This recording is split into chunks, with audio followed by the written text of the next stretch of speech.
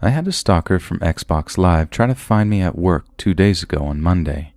I'm only 17 and work second shift at my local movie theater. It was Friday night, my weekend had just begun. I was on Xbox Live playing Overwatch, eating now cold pizza like lots of my friends were. I was kicking considerable butt more than I usually was in this game, and I was on fire. For non-Overwatch players, it basically means you're doing really good, for 3 matches. At around 2 a.m., I decided to step up my game and go into competitive mode. I got into a match at King's Row and I was playing Pharah on defense. I got a 15-player kill streak, but I noticed 5 of those kills were on the same guy, a Bastion. I remember his username. The match goes on for about another minute and then I get an invite to a party. The gamertag was the same as Bastion that I had just killed for the 6th time. I wasn't in a party since all of my friends had called it a night except for me at that point. I decided that whatever he wanted to say could be interesting, so I added him. Now, I usually expect some kids a few years younger than me to be crap-talking me, but to my surprise, it was a grown man on the other end. More to my surprise, he sounded like he was in his 30s rather than closer to my age, and he had a thick Spanish accent. Immediately, this guy starts cussing me out. I can't lie when I say I half expected this to happen when I got a party invite. Now, I have the mentality where if you're a jerk to me, I'll return the favor. I replied with the classic, "Oh, you mad, bro?" Guy doesn't acknowledge what I say. Instead of saying things that he would do to my mom like most people do, this guy said, "Death to you and your entire family. I will make sure to decapitate you and your mother and make your dad watch." I was sort of shocked by this, but it didn't last. "Bro, take a chill pill." "No, I want you to..." He stopped. I noticed why. A diva on our team had just killed his Bastion hero again. Now this is where things get scary. It sounded as if though he turned into a rabid animal that was trying to suffocate itself on mic and screaming and howling and spitting all at the same time. It's difficult to describe exactly what sound he was making, but that's the closest I can do. Inhumane noises were coming from this person, as if though he was being gutted and possessed by a demon at the same time. It was a grown man too, which made the entire thing scary compared to laughing my butt off when a 12-year-old loses it. The match ended. The enemy team didn't even get the payload moving. The man loses his crap some more because he lost. Then I decided to be an a-hole again and not take this clearly crazy guy's crap. "Look, it's not my fault you suck at this game. You're just being treated like the child you really are. Grow up, man." This guy didn't like this. He just hollered "F you" into the mic for, no joke, 20 seconds. It started getting all crackly because he was so loud he was breaking his mic. He then removed me from the party. I had decided that since the match was over, I decided to call it a night, just like my friends had. My overall reaction to what went down was, okay, that was something. I logged out, turned off my Xbox, and went to bed. As soon as my head hit the pillow, I realized how much of an idiot I was for not recording any of it. My friends would have lost it when they heard it. Then I fell asleep. Saturday went by with nothing, and I thought that was that with the angry guy. Sunday was after Saturday, and I logged onto my Xbox that morning to play more Overwatch. I noticed I had a message from the guy saying, "Good morning," with my full name. "I know you have to go to," and he addressed the movie theater that I worked at, tomorrow. What?" I said aloud. I decided to pull out my phone and take a picture of the TV screen. I then texted my boss about it and told her that some guy on Xbox somehow found out where I worked. Now, my boss is a terrible old lady, so she naturally didn't care what happened on Xbox. Even though it concerned my work, she just blew it off and told me I still had to come in the next day. Jurassic World, Fallen Kingdom, and The Incredibles 2 are both hot right now, so we were going to be busy. I ended up coming in the next day at 5:30. It was pretty boring and busy like I predicted up until about 8, when a super short guy came in through the door. It was loud and pretty crowded, but the guy hollers my full name. Same thick Spanish accent from Xbox. Oh God, it was him. I still to this day don't know where he got my info from or why he decided to come all the way to where I worked. The theater fell silent. I just walked to the back room where my boss was and told her that the guy from Xbox was inside. She repeated the whole, "I don't care what happens on Xbox, get back to work, we're busy," rant that she texted me. I repeated to her that the guy was inside the building. I didn't know if he wanted to hurt me or not, and that I was going to call the cops. I ended up actually calling the cops. It wasn't until they arrived and spoke to me privately in the back room that my boss ended up taking me seriously. The Spanish guy was still inside the lobby, and the cops put him in cuffs and walked him out. This was according to my boss. I was in the back room, so I couldn't witness it. I still haven't heard anything from the cops, and I still don't know how he found my info or why he came all the way to where I worked, and I still don't know what he planned to do to me. Either way, I'm still a bit shaken up over it. I don't know if he knows my home address or not either, and I'm pretty much on guard 24/7. Either way, I own 2 dogs that can scare off anyone, but I'm still pretty terrified of this guy. I contacted my police department and heard they had taken the guy on Monday, so I have the satisfaction of knowing he didn't get away. They're still being stingy on the information and won't even tell me his name because of all of the security garbage. I'm waiting for a full police report on this. They promised that they would give me one soon, they said. I don't know how long it's going to be, but I'm just going to try and not focus on the guy for now.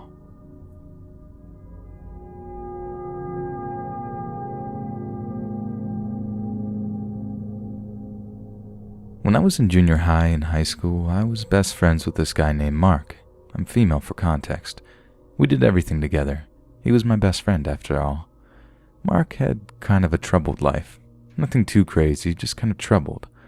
After high school, my mom ended up dating this really abusive guy that ended up causing me so much anxiety that I got physically ill and bedridden for almost a year.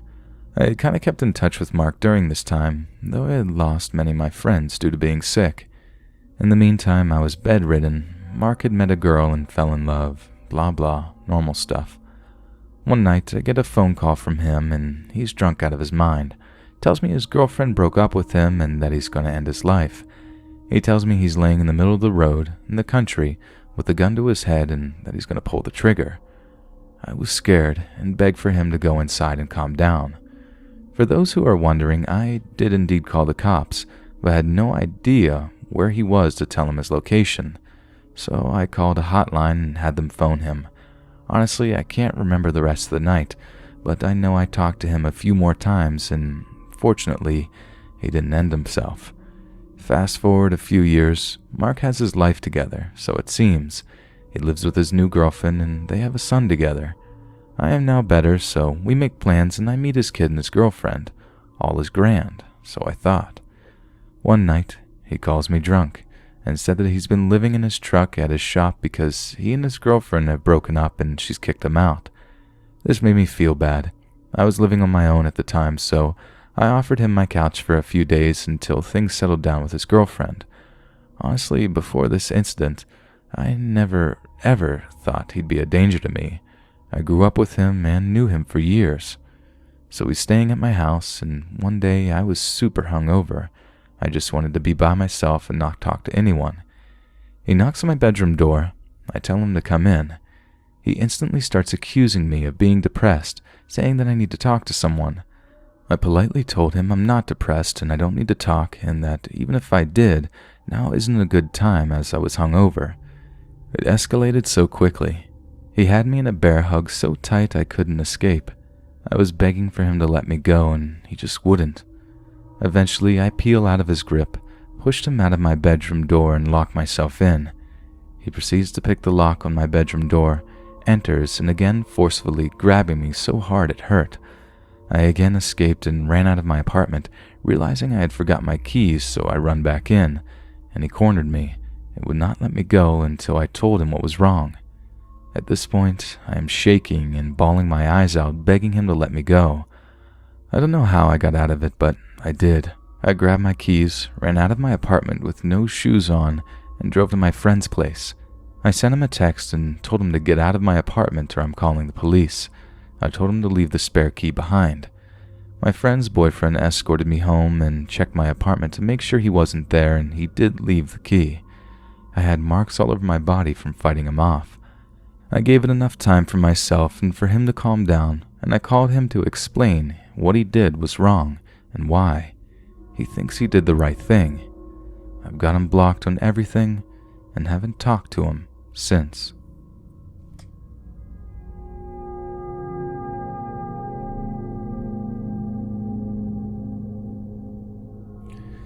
So my name is Chris and I'm 17. I recently went on a trip with my family to Panama City in Florida. It's a different place, but let's say Panama's for safety. I stayed at a hotel on the beach, but I sadly forgot the name of the place. But the whole building was painted with ocean animals and stuff like that, and there was a bar at the top floor and bottom floor as well. There was a club down there on the ground level too that was open till about 1 a.m. On the end of my second day there, I tried to sneak into the club and watch live music that they played, but you have to be 21 to go in, and sadly, I was only 17. They asked for my ID every time I tried to get in. I ended up just giving up and started to leave to go to my room with my family on the third floor. We were in room 315. As I was getting in the elevator to go to the third floor, there was a guy already in there. I didn't say anything to him at first, but he started talking to me. He told me I was very tall and asked me how old I was. I told him 6'3" and said I was 17. I'm an honest guy and don't like to lie to random people for no reason, so I just went along with the stuff that he said. He asked me what my name was, and I said Chris. And then he looked at me for a moment and smiled and said that his name was Chris too. He seemed like a nice guy and all. He then proceeded to ask if I wanted to go to his room and get a beer. I happily agreed because I was wanting to feel something that night and let loose. He said his room was on the third floor, so we rode up the third floor on the elevator and walked to his room. We walked right by his room and went past 3 more doors until we ended up at his and went in. It was like 11 at night, and my mom didn't really care what I was doing since I'm almost 18. But anyways, once I got in, he proceeded to give me a beer. We chatted for a bit, and then he gave me more alcohol. He gave me stuff like vodka and tequila. I was starting to feel pretty good and relax a lot more. He told me he worked at the hotel, and it was his first day. He begged me not to tell anyone that he gave me liquor because he didn't want to get fired. What he proceeded to tell me next was insane and mental.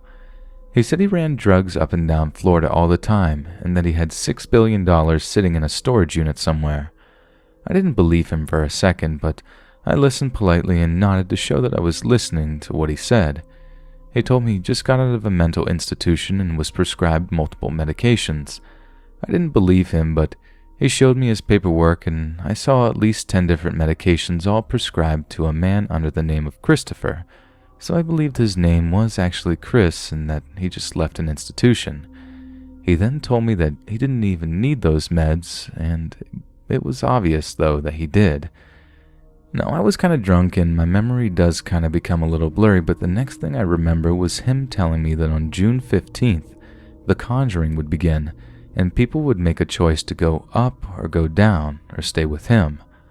I have no idea what he was talking about, but still I continued to listen to what he had to say. It was Tuesday and June 15 was that upcoming Friday. That was also the day that I left and went home from vacation. But anyways, Chris continued to tell me that the earth was really called Ra, and the sun was called Ja, or they were switched, I can't remember, but I think that's how it's spelt. I think I've heard something like that before, but I couldn't tell you when. He told me he was God, and he quoted multiple Bible verses and then compared those verses to something in reality. At this point, I was kind of getting creeped out and knew I needed to get out of there sooner or later, but still, I stayed. We were on the balcony of his room of the hotel, and he pointed to a tree and said he loved that tree, and he would kill me before, and killing a tree or a plant because that tree was God, and that he also said he was Satan, which was completely opposite when he said he was God earlier, but I didn't say anything. He told me the end was near and pointed to the sky and said, "Where did the stars go, man?" And I looked and could clearly see multiple stars and pointed one out to him, and he said that was the mothership, and it was watching us, and soon it would come and take us all. While he was spouting out more nonsense, I looked around his room and saw books. All of them had the all-seeing eye on it. You know, the symbol with the triangle with the eye in it. People seem to think it has to do with the Illuminati, but that doesn't matter. He had a tattoo with the same symbol on his upper arm as well. At this point, I needed to get out of there, so I looked at the door and saw that it was locked and started to panic, but managed to keep it inside me. I told him that my mom was looking for me and that I needed to leave. He was okay with it, and we both walked out of his door and into the hallways with the door to the other rooms. He told me he was very thankful for listening to what he had to say and that I was the first person to hear him out all the way. He asked me when I was leaving, and I told him the truth and said Friday. He responded with, "Oh, that's the day I start conjuring people." He told me he was super tired of being the chosen one, and he needed someone to take his place, and told me that I might be it. As I was about to leave, we proceeded to shake hands with our left hands. I'm a righty, but he insisted on using our left hands because he was a lefty, and he needed rubber bands on his left hand to remind him. I looked, and sure enough, he had 3 rubber bands on his left hand. He looked past me at the sky and pointed to the same star that was the mothership, and told me that it was too late and it was coming soon. He looked terrified and asked me where my room was at. I said the first floor, which was a lie. I couldn't tell him that my room was actually 10 feet down the hall. He told me to run, so I did, down the stairs to the first floor, but before I went down the stairs, I turned around and got one last look at him. He was still staring at that star. I went to the first floor and went out to the beach and sat for about 30 minutes before deciding to go back to the 3rd floor to my room. When I got to my floor, he was gone, thankfully. I figured he was back in his room, so I full-on sprinted to my room and quickly put that key card through the doorknob and went in. I was so relieved I made it back. My family was asleep, so I went to my balcony and sat and stared at the stars, thinking about what I had just witnessed. I never told anyone but my friends, and they all just laughed about it, but I will probably never forget him.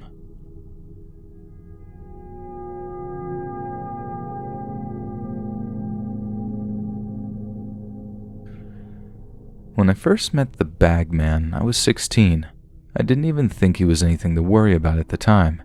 He just passed me by while I was biking around in one of my city's forest reserves called Riverside. Riverside was always a place I could go when I was feeling stressed or anxious, so when I passed by this rugged-looking guy in the middle of the woods, I didn't think much of it.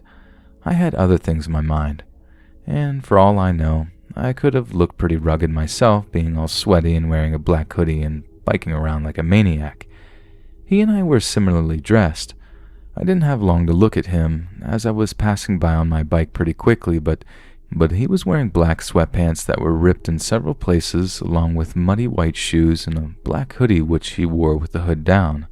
I could also make out that he was a pretty big guy in all areas. He was fairly wide and was actually pretty tall.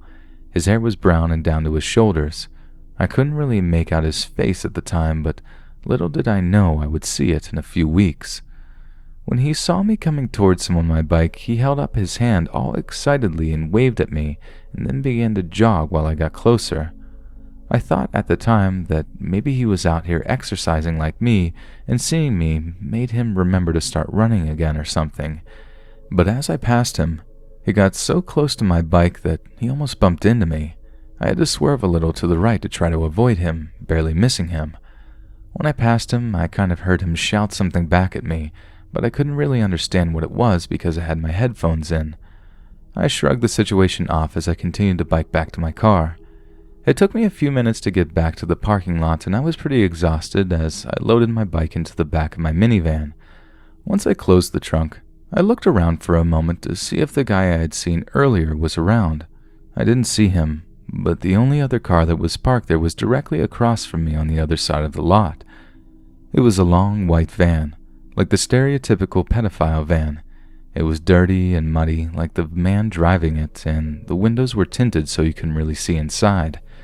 Thinking back on this situation now, it could have been totally possible that the bag man followed me all the way back to the parking lot and had gotten into his creepy van before I could see him, and was there while I was staring at that vehicle.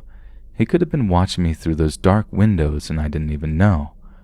When I pulled out of the parking lot, I made sure that the van stayed in its place as I passed by and drove home. That was my first encounter with the bag man, but obviously that meeting isn't what gave him his name. A little over 3 weeks later, after my experience at Riverside, I was home alone and it was approximately 4 p.m. I was watching YouTube on my phone while lying in bed upstairs in my room.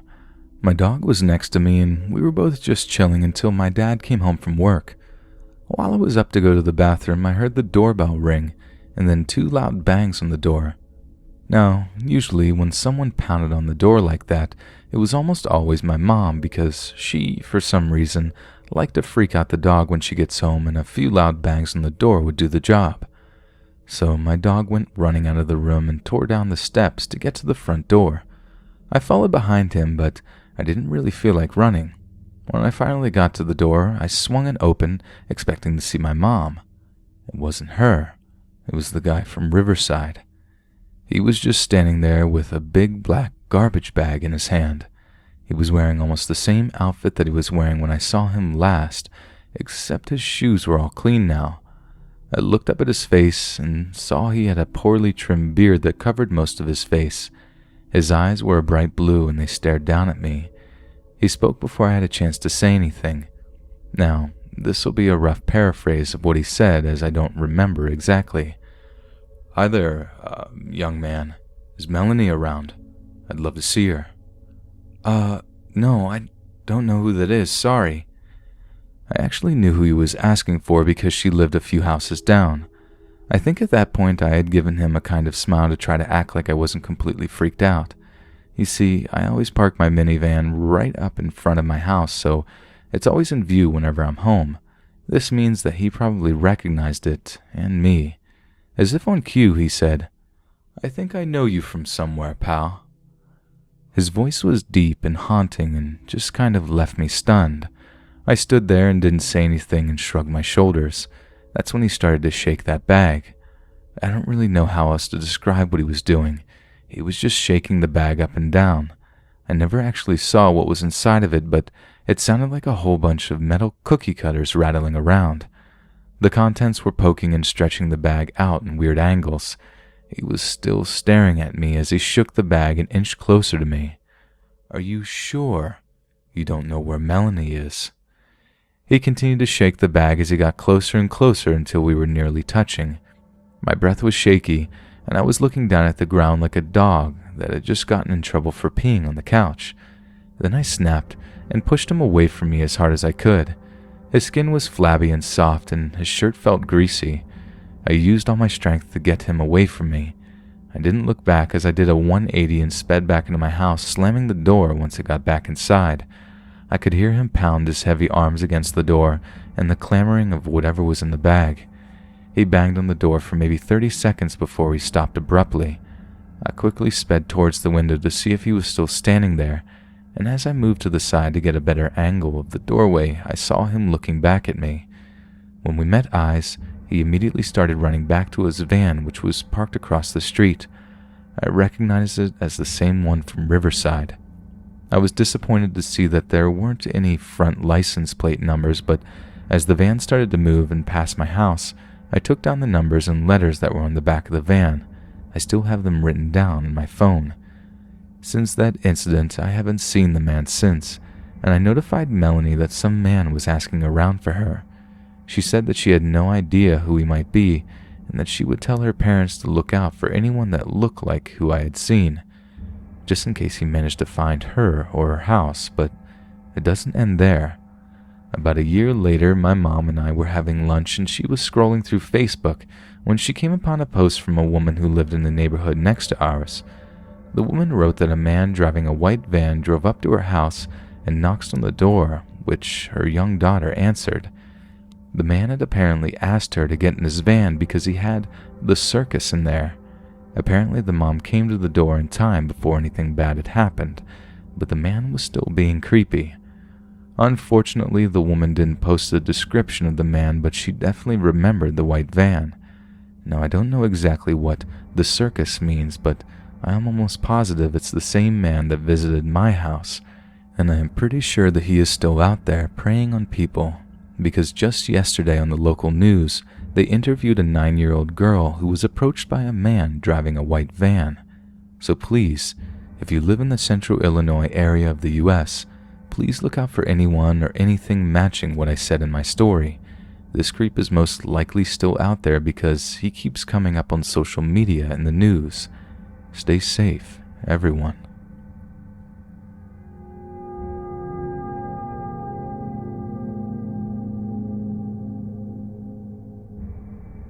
My boyfriend John and I went to hang out with his best friend, Mike, and his girlfriend.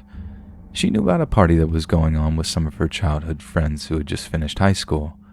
We arrived to the middle of nowhere, a bunch of people hanging out in the front yards of a few homes, drinking beer and just hanging around. It was very strange to me and we felt out of place. People were whispering about us and pointing us out. I assumed because it was a small town where everyone knew each other. Some other boys started mocking my boyfriend's shirt, a Lacoste polo. "You a rich boy, huh? You think you're better than us or something?" My boyfriend was not rich, got a lot of hand-me-downs from his boss after he gained a few pounds, but we just laughed it off. After a little bit of standing around, someone decided we were going to go to a friend's house who had a pool. We all followed, thinking someone's actual home might be less strange than just hanging out in a random front yard. When we arrive, there are some girls in the pool, fully clothed. They seem nice enough, just drunk. Some people are hanging outside in the driveway.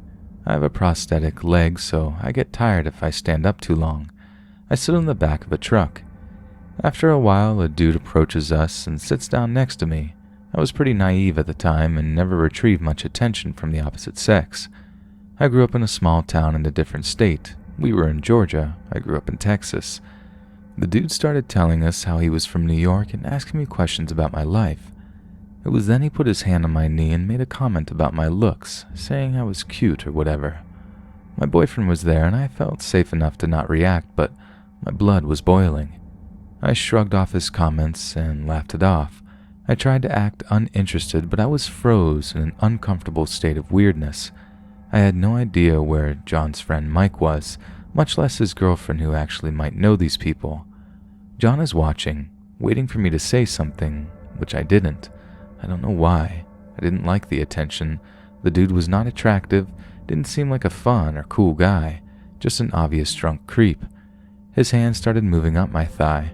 I said something like, "Yeah, I'm not interested. That's my boyfriend right there." He said, "Oh, well that's okay. He doesn't seem to mind." His hand was about to touch my crotch when my boyfriend grabbed him by the throat and said, "Get your hands off of her." He started to get scared and was apologizing when someone ran out of the woods and tackled my boyfriend. It was the owner of the home. He had been passed out in his truck for the past 4 hours, but had come to in time to see a couple strangers choking out his friend.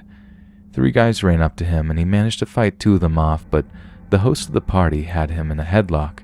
He held him until he almost lost consciousness, then fell to the ground with the host on top of him, pressing down in his throat and cutting off his ability to breathe.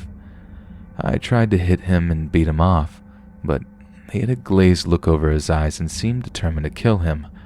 I laid in on him, digging my prosthetic knee into his back. John's friend was nowhere to be seen.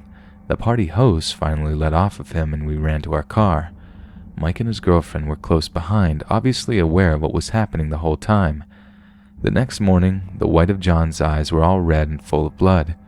He almost died. I really believe that. We decided to go to the cops.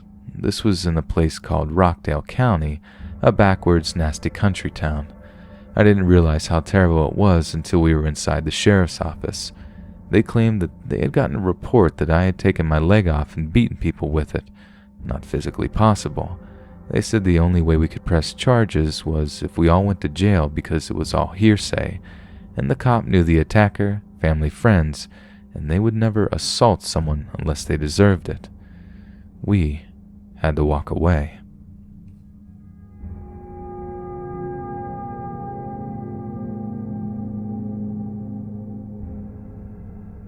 Recently, I was shopping in a very popular department store when I had to use the bathroom. The woman's bathroom is all the way in the back of the store, right near an emergency exit and pretty secluded. I walk in the 2-stall bathroom and one is taken, so without thinking anything of it, I just go into the other stall available. As soon as I lock the door, the person in the other stall, without flushing, and hasn't made any noise since I went into the bathroom, unlocks their door and walks over to the sink. I'm still not really thinking much of it. I'm kinda pee-shy, so I just sit there for a few seconds hoping they'll leave. Instead, they do nothing. Now I'm kinda confused, piecing together that they're not washing their hands and they never flush the toilet. I slowly tilt my head down to look under the stall and notice that whoever this is clearly wearing large men boots and ratty jeans. Now, I'm full-on scared. I'm naturally a worrier and I know we're in a secluded area. I try to calm myself down and count to 15 to give them a chance to prove me wrong and wash their hands or something. As I'm counting, I realize that even if this was a woman and she was fixing her hair or makeup, I would surely hear some sort of shuffling, but it was complete silence. I get to 15 and still no movement. Now I'm full on shaking as I realize how alone we are and that I'm cornered in a bathroom with what I'm picturing as a large man based on the legs that I'm seeing. I reach into my purse and fake a phone call, but I was so nervous that I didn't even try to make my phone ring by playing a ringtone first. I just put it to my ear and say, "Hello?" I was too nervous to even keep talking because I didn't know what the man would do. Luckily, he immediately left and I followed his feet under the stall to make sure he was gone. Even creepier, I watched him walk to the right. As I exited the bathroom as fast as I could, I noticed that to the right was an emergency exit door propped open. Who knows what this guy wanted to do or where he wanted to bring me. There could have been a car right out back waiting for us. I still can't imagine the face that I would have seen looking back at me if I just finished my business and left the stall. I told the store manager and they kind of feigned concern, but I could tell they either didn't care or didn't believe me. I even called their headquarters the next day to report it again. Hey friends, thanks for listening. Be sure to subscribe and click that notification bell to be alerted of all future narrations. If you got a story, be sure to submit them to my subreddit, r Let's Read Official, and give and receive feedback from the community, and maybe even hear it featured here on the channel. And grab early access to all future narrations for just $1 a month on Patreon, and maybe even pick up some Let's Read merch on Spreadshirt.com. Links in the bio. Thanks so much, friends, and I'll see you again soon.